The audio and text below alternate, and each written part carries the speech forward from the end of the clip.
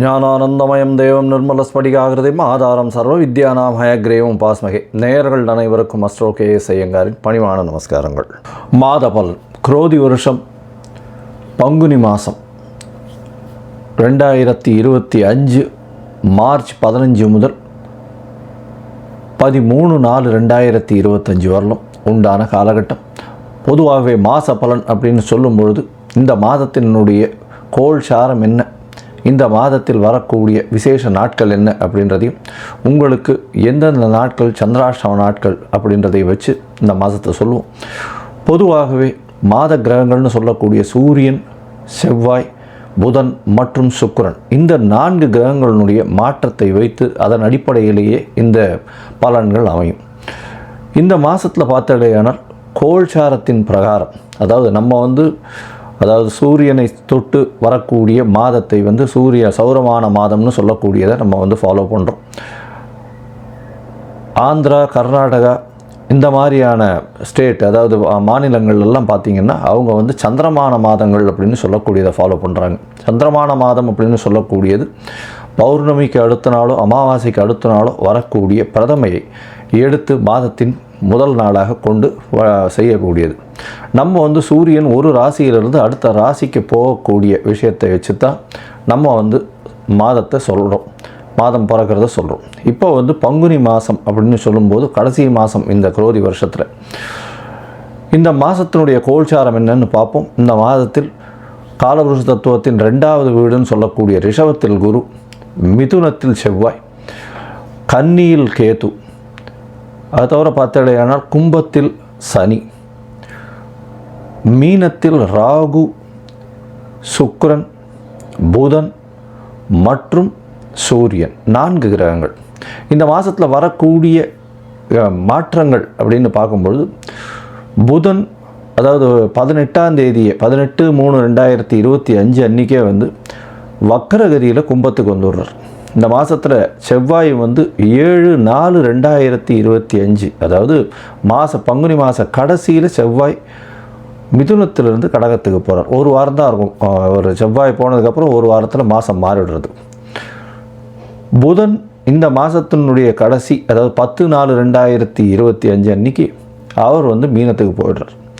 So இந்த மாதத்தில் மாற்றங்கள் அப்படின்னு சொல்லக்கூடியது அப்படின்னு பார்த்தோம்னா இந்த சில விஷயங்கள் தான். இந்த மாதத்தில் இருக்கக்கூடிய யோகங்கள்னு பார்த்தலையானால் குருவும் சுக்கிரனும் பரிவர்த்தனை பெற்று இருப்பது பெரிய ஏற்றம்.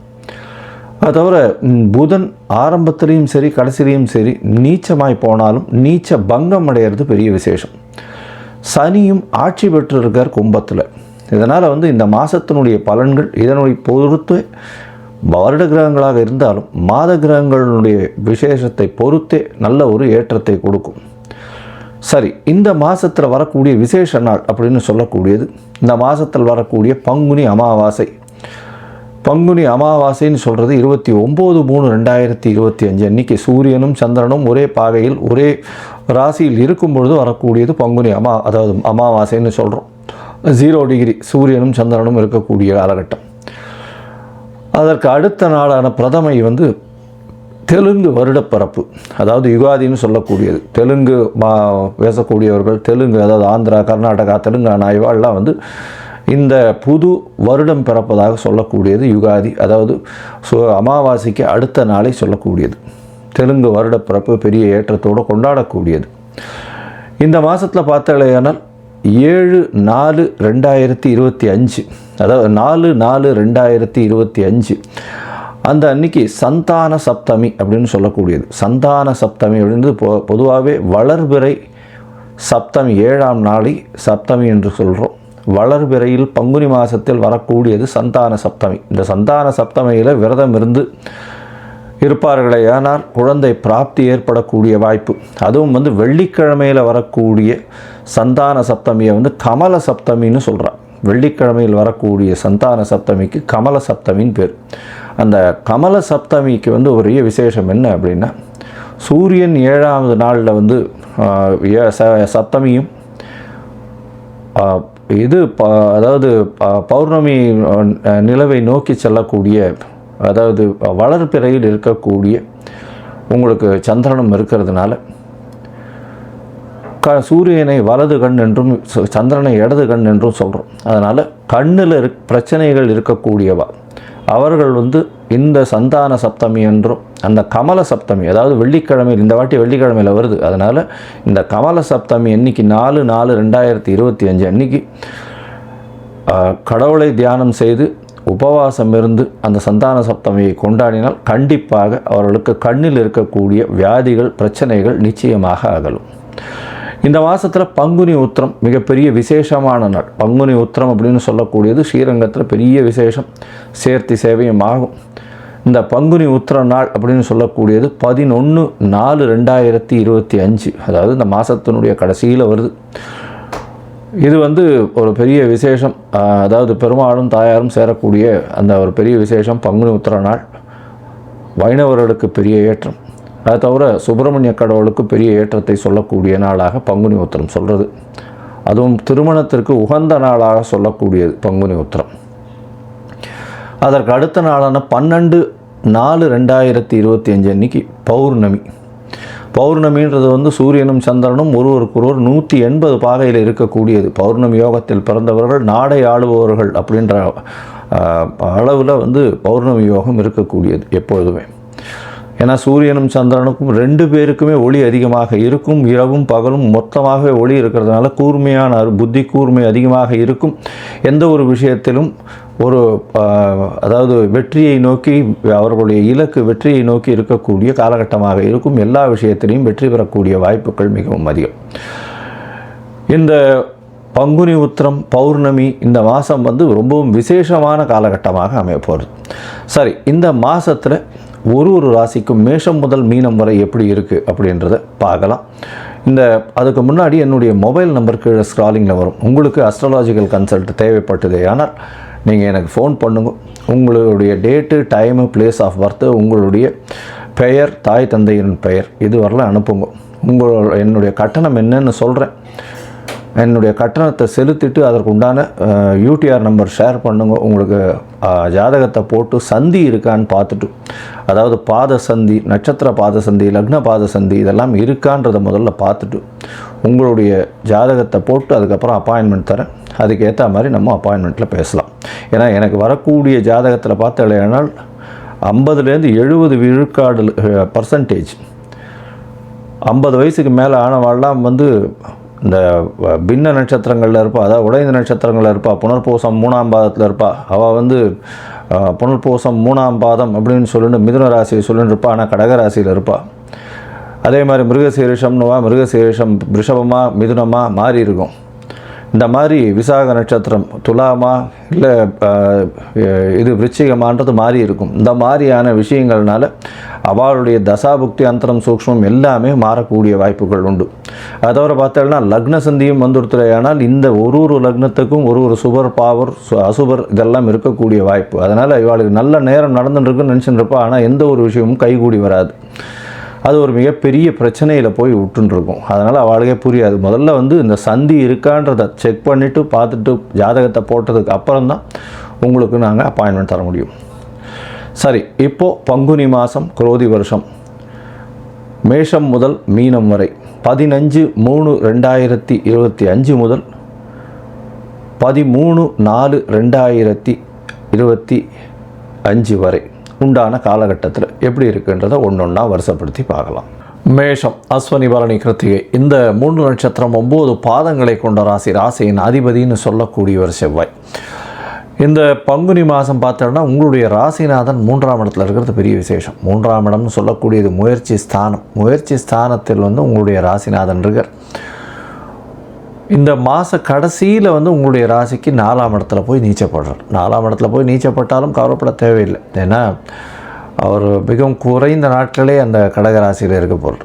அதனால் இந்த மாதம் பார்த்தாலேயானால் பங்குனி மாதத்தில் முயற்சிகள் எல்லாமே வெற்றி பெறக்கூடிய வாய்ப்புகள் நிச்சயமாக இருக்கும். ஏன்னா ராசிநாதனே 3ஆம் இடத்துல இருக்கிறது பெரிய விசேஷம்.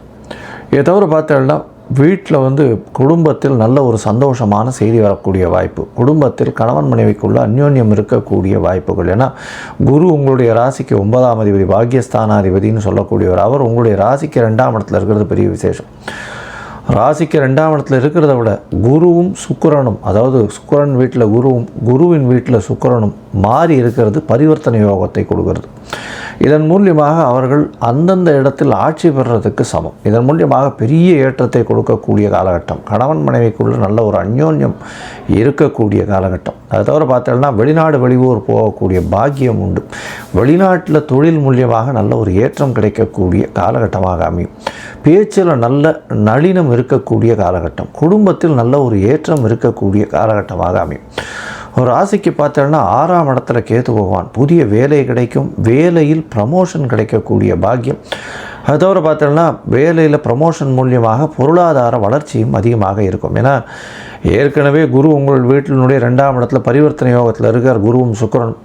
அதனால் பணம் வரக்கூடிய வாய்ப்புகள் ரொம்ப அதிகமாக இருக்கும். ஏன்னா தனம், குடும்பம், வாக்குஸ்தான அதிபதி ஆட்சி பெற்று இருக்கிறதும், அயன சயன போகஸ்தானாதிபதியும் ஆட்சி பெற்று போயிருக்கிறதுனால நல்ல தூக்கம் வரும், நல்ல சிந்தனை இருக்கும், நல்ல தூக்கம் வரும், உடல் நலத்தில் நல்ல ஏற்றம் இருக்கக்கூடிய காலகட்டமாக அமைய போகிறது. உங்களுடைய ராசிக்கு பார்த்தீங்கன்னா 6ஆம் இடத்துல இருக்கக்கூடிய கேது பகவான் மூலியமாக போட்டிகள் எல்லாவற்றிலும் வெற்றி பெறக்கூடிய வாய்ப்புகள் உண்டு. ஏன்னா குருவின் பார்வையும் கேது மேலே விழுறது பெரிய விசேஷத்தை கொடுக்கும். இதை தவிர பார்த்தீங்கன்னா உங்களுடைய ராசிக்கு 11ஆம் இடத்தில் சனி இருக்கிறது ரொம்பவும் விசேஷம். 11ஆம் இடத்துல சனி பகவான் இருக்கார். இந்த மாதத்தில் 11ஆம் இடத்தில் இருக்கக்கூடிய சனி பகவான் பெரிய ஏற்றத்தை கொடுக்கக்கூடிய காலகட்டம். செய்யக்கூடிய தொழிலில் பெரிய லாபத்தை கொடுக்கக்கூடிய வாய்ப்புகள் நிச்சயமாக உண்டு. அதுவும் இந்த மேஷராசிக்காரர்கள் யூனிஃபார்ம் சர்வீசஸ்னு சொல்லக்கூடிய போலீஸு, ஆர்மி, இந்த நேவி, இந்த மாதிரியான மிலிட்ரி, இந்த மாதிரியான இதில் இருக்கிறவங்க, அது தவிர பார்த்திங்கன்னா ரத்த வங்கி, ரத்தம் சம்பந்தமாக வியாபாரம் செய்பவர்கள், அதாவது ரத்த தான முகாம் நடத்துறது, இந்த மாதிரி ரத்த சேமிப்பு முகாம் நடத்துறது, இந்த மாதிரியான விஷயங்கள், மருத்துவம், அதை தவிர செங்கல், ஜல்லி, மண், ரியல் எஸ்டேட் பிஸ்னஸ், அதை தவிர பார்த்தாலேயானால் இந்த மருத்துவர்கள், செவிலியர்கள், இவர்களுக்கெல்லாம் பெரிய ஏற்றம் கொடுக்கக்கூடிய காலகட்டமாக அமையும். பொதுவாகவே பார்த்தோம்னா இந்த மாத கிரகங்கள் அப்படின்னு சொல்லக்கூடிய சூரியன், செவ்வாய், புதன் மற்றும் சுக்கிரனுடைய மாற்றத்தை வச்சு தான் மாதத்தினுடைய பலன்களை சொல்லுவோம். இந்த மாதம் பார்த்தோம்னா ராசிக்கு 12ஆம் இடத்துல, உங்களுடைய ராசிக்கு 12ஆம் இடத்தில் சூரியன் இருக்கார். ஏன்னா பங்குனி மாதம் ராசிக்கு 12ஆம் இடத்துல தான் சூரியன் இருப்பார். அவர் 5ஆம் அதிபதி 12ஆம் இடத்துல இருக்கார். பரிவர்த்தனை யோகத்தில் குருவும் ஆட்சி பெற்று போகிறதுனால சூரியனோட சேர்ந்து இருக்கிறது பெரிய விசேஷத்தை கொடுக்கக்கூடிய காலகட்டம். இதன் மூலியமாக குழந்தைகள் மூலியமாக நல்ல ஒரு ஏற்றமான செய்தி வரக்கூடிய வாய்ப்பு. குழந்தைகள் வெளிநாடு போகக்கூடிய பாக்கியம் இந்த மாதம் நிச்சயமாக ஒரு மேஷராசிக்காரர்களுக்கு. அது தவிர பார்த்தீங்கன்னா குழந்தைகள் மூலியமாக சுப செலவுகள் வரக்கூடிய வாய்ப்புகள் நிச்சயமாக உண்டு. உங்களுடைய ராசிக்கு பார்த்தோன்னா 12ஆம் இடத்துல இருக்கக்கூடிய புதன் நீச்ச போட்டு போனாலும் நீச்ச பங்கம் அடைகிறார். உங்களுடைய முயற்சிகள் எல்லாவற்றிலையுமே வெற்றி பெறக்கூடிய வாய்ப்புகள் நிச்சயமாக உண்டு. அதை தவிர புதிய வேலை கிடைக்கக்கூடிய வாய்ப்புகள், வேலையின் மூலியமாக வெளிநாடு, வெளியூர், வெளிமாநிலம், இவ்வளோ நாளாக வெளிநாடு போகணுன்னு பார்த்துட்டு இருக்கா ப்ராஜெக்ட்டுக்குன்னு இப்போ வெளிநாடு போகக்கூடிய பாக்கியம் நிச்சயமாக கிடைக்கும். உங்களுடைய ராசிக்கு பார்த்தோன்னா சுக்கிரனும் 12ஆம் இடத்துல இருக்குது. 12ஆம் இடத்துல சுக்கிரன் மறைவு கிடையாதுன்றது ஜோதிட சாஸ்திரம். ஏன்னா அவருடைய காரகத்துவத்தை அங்கே நல்லபடியாக பண்ணக்கூடிய 12ஆம் இடத்துல இருக்கக்கூடிய சுக்கிரன் நல்ல ஒரு ஏற்றத்தை கொடுக்கக்கூடிய காலகட்டமாக அமைய போகிறது. இதன் மூலியமாக கணவன் மனைவிக்குள்ளே நல்ல ஒரு அந்யோன்யம் இருக்கக்கூடிய காலகட்டமாகும். இம்போர்ட் எக்ஸ்போர்ட் பிஸ்னஸில் பார்த்தோம்னா நல்ல ஒரு ஏற்றம் இருக்கக்கூடிய காலகட்டமாகும் இந்த மாதத்தில் அமையிறது. இந்த மாதத்தில் பார்த்தோன்னா புதன், சுக்கிரன், அதை தவிர செவ்வாயினுடைய மாற்றம், சூரியனுடைய மாற்றம் எல்லாமே நல்ல ஒரு ஏற்றத்தில் இருக்கக்கூடிய காலகட்டம். இந்த முயற்சிகள் எல்லாமே வெற்றி பெறக்கூடிய வாய்ப்புகள் இந்த மேஷராசிக்காரர்களுக்கு பெரிய ஏற்றத்தை கொடுக்கக்கூடிய காலகட்டம்னு ஏற்கனவே சொல்லியிருக்கோம். இருந்தாலும் சில நாட்கள் தள்ளி வைக்கணும் அப்படின்றோம். அந்த சில நாட்கள்ன்றது சந்திராஷ்டம நாட்கள். இந்த சந்திராஷ்டம நாட்களில் முடிஞ்ச வரலும் வெளியூர், வெளிமாநில பிரயாணம் வேண்டாம். யாருக்கும் ஜாமீன் கையெழுத்து போடாதீங்க, புதிய முயற்சிகள் எடுக்காதீங்க. ஏன்னா சந்திர பகவான் மறைந்து இருக்கக்கூடிய காலகட்டத்தை சந்திராஷ்டமம்னு சொல்கிறோம். அதாவது உங்களுடைய ராசிக்கு 8ஆம் இடத்துல சந்திரன் வரும்பொழுது சந்திராஷ்டம காலம்னு சொல்கிறோம். 8ஆம் இடத்துல இருக்கிறது. இந்த காலகட்டத்தில் புதிய முயற்சி வேண்டாம், வெளியூர், வெளிமாநில பிரயாணம் வேண்டாம்னு சொல்கிறோம். இந்த காலகட்டம் எப்போ வருது அப்படின்னா 19/3/2025 21/3/2025 வரலும் உண்டான நாட்கள் சந்திராஷ்டம நாட்கள்னு சொல்கிறோம். ஒருவேளை நீங்கள் சந்திராஷ்டம நாட்களில் செய்ய வேண்டிய காரியங்கள், அதாவது புதுசாக ப்ராஜெக்ட் எடுக்க வேண்டிய கட்டாயத்துக்கு தள்ளப்பட்டீர்கள் அப்படின்னா சந்திர பகவானுக்கு உண்டான எளிய பரிகாரம்னு சொல்லக்கூடியது அருகில் இருக்கக்கூடிய சிவன் கோயிலில் அபிஷேகத்துக்கு உங்களால் முடிஞ்ச பால் வந்து கொடுத்துட்டு போங்க. சந்திராஷ்டமத்தின் தாக்கம் நிச்சயமாக குறையும். இந்த மாதத்தில் பார்த்தடையானால் இந்த மேஷராசிக்காரர்களுக்கு இந்த கடன் தொல்லை கொஞ்சம் இருக்கிறவங்க, நிச்சயமாகவே கடன் தொல்லை நிச்சயமாக இருக்கும். இவாளுக்கு வந்து லக்ஷ்மி நரசிம்ம வழிபாடு பண்ணுங்க, யோக நரசிம்மரை வழிபாடு பண்ணுங்க. யோக நரசிம்மரை போய் வழிபாடு பண்ணிட்டு வர்றதன் மூலியமாகும். செவ்வாய்க்கிழமை யோக நரசிம்மருக்கு நெய் தீபம் போடுங்க. பெரிய ஏற்றம் கிடைக்கக்கூடிய காலகட்டமாக அமையப்போகிறது. அதை தவிர பார்த்தடையானால் இந்த சிங்கப்பெருமாள் கோவில் போயிட்டு வந்தாலும் அங்கே யோக நரசிம்மர் ஆலயம் இருக்குது. அந்த ஆலயத்தில் போயிட்டு அங்கே வந்து ஒரு நெய் தீபம் போட்டுட்டு வர்றதன் மூலியமாக உங்களுக்கு வந்த பிரச்சனைகள், வந்த கடன்கள் எல்லாமே நிச்சயமாக கம்மியாகும். அதுவும் செவ்வாய்க்கிழமையில் போங்க. செவ்வாய்க்கிழமையில் முடிஞ்ச அளவுக்கு காலங்காத்தாலே போயிட்டு வர்றதன் மூலியமாகும். லக்ஷ்மி நரசிம்மருக்கு போய், அதாவது யோக நரசிம்மருக்கு போய் இது பண்ணிட்டு வர்றது, பானகம் பிரசாதம் இது பண்ணுறது, கூட பிரசாதம் வைக்கிறது, இதெல்லாம் வந்து பண்ணலையானால் செவ்வாய்க்கிழமை அவங்களுக்கு வந்த கடன், வரக்கூடிய கடன் எல்லாமே கம்மியாகக்கூடிய வாய்ப்புகள் நிச்சயமாக உண்டு. மொத்தத்தில் பார்த்தலையானால் இந்த மேஷராசிக்காரர்களுக்கு ஏற்றமான காலம், குடும்பத்தில் நல்ல ஒரு சந்தோஷம் அமைதி இருக்கக்கூடிய காலம், சுப செலவுகள் அமையும், கணவன் மனைவிக்குள் அந்யோன்யம் இருக்கக்கூடிய காலகட்டம், முயற்சிகள் எல்லாம் கைகூடும், புதிய வேலை மாற்றங்கள் கிடைக்கும், ஏற்றங்கள் கிடைக்கும், புதிய வேலையில் உங்களுக்கு இன்க்ரிமெண்ட் கிடைக்கக்கூடிய, பொருளாதாரம் ஏறக்கூடிய வாய்ப்புகள் நிச்சயமாக உண்டு. தொட்ட இடத்திலெல்லாம் பணம் வரக்கூடிய வாய்ப்புகள் நிச்சயமாக இருக்கும். தொழிலில் அபரிமிதமான ஏற்றம் கிடைக்கக்கூடிய வாய்ப்பு, வெளிநாட்டு இன்வெஸ்ட்மெண்ட்டு மூலதனம் வரக்கூடிய வாய்ப்புகள் நிச்சயமாக உண்டு. தொழிலுக்காக பார்ட்னர்ஷிப், அதாவது எதிர்பாலினத்தவர் மூலியமாகவும், அதாவது பார்ட்னர் மூலியமாகவும், அதாவது கூட்டுத் தொழிலில் பெரிய வெற்றி கிடைக்கக்கூடிய காலகட்டமாகவும் இந்த மாதம் அமைய போகிறது. உடல் நலத்தில் நல்ல ஏற்றம் இருக்கக்கூடிய காலகட்டமாகவும் அமைய போகிறது. புத்தி கூர்மையின் மூலியமாக உங்களுடைய வேலையில் வெளிநாடு வெளியூர் போகக்கூடிய பாக்கியம் நிச்சயமாக கிடைக்கும். அதுவும் இந்த மேஷராசிக்காரர்கள் மருத்துவம் சார்ந்த தொழில்கள், அதை தவிர வந்து நர்சிங், அதை தவிர வீடு, ரியல் எஸ்டேட்டு, செங்கல், ஜல்லி, மண், ரியல் எஸ்டேட் புரோக்கர்ஸு, இதை தவிர பார்த்தலையானால் நெருப்பு சம்பந்தமாக சமையல் கலை வல்லுநர்கள், நெருப்பு சம்பந்தமான வேலைகள் செய்பவர்கள், அதை தவிர வந்து இந்த இரத்த வங்கி, இந்த மாதிரியான விஷயம், மிலிட்ரி சர்வீசஸ், இந்த மாதிரியான விஷயங்கள் இருக்கிறவாள்லாம் பெரிய ஏற்றம் கிடைக்கக்கூடிய மாதமாக இந்த பங்குனி மாதம் வருது. இந்த பங்குனி மாதத்தில் லக்ஷ்மி நரசிம்ம வழிபாடும், யோக நரசிம்மரை போய் சேவிச்சுட்டு வர்றதும், அவருக்கு துளசி மாலை போட்டுட்டு வர்றதும் செவ்வாய்க்கிழமை பண்ணுறதன் மூலியமாக உங்களுடைய கடன் சுமை பிணி எல்லாமே நீங்கக்கூடிய வாய்ப்புகள் நிச்சயமாக உண்டு.